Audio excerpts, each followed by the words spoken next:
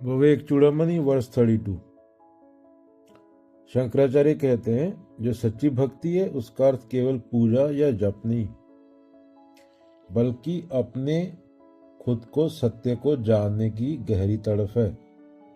खुद को देखना ईमानदारी से। भक्ति का मतलब भगवान को ढूंढना नहीं, बल्कि अपने असली स्वरूप को देखना है।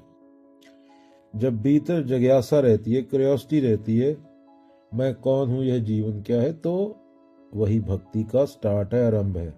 लेकिन अकेले यह यात्रा कठिन है। इसलिए शंकराचार्य कहते हैं ऐसा जिज्ञासु किसी ज्ञानी गुरु के पास जाए।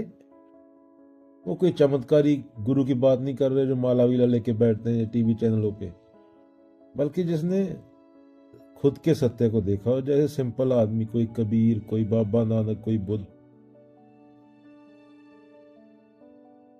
मान लो एक बच्चा रात में जंगल में खो गया, उसे डर लग रहा था, रास्ता नहीं देख रहा था। तभी एक व्यक्ति आया, उसके पास दीपक था।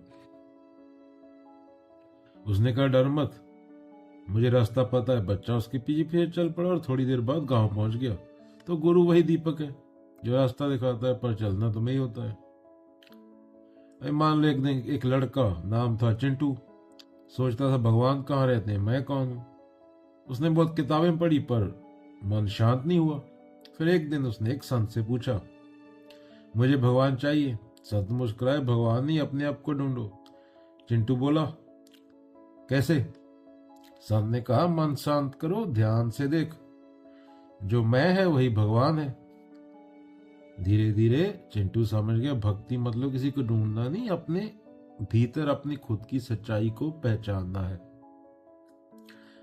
मतलब सच्ची भक्ति आत्मा के सत्य को खोजने की तीव्र इच्छा है, और गुरु वह है जो उस खोज को दिशा देता है, तुम्हें बताता है किस ओर जाना है। गुरु एक लाइट की तरह है अंधेरे में,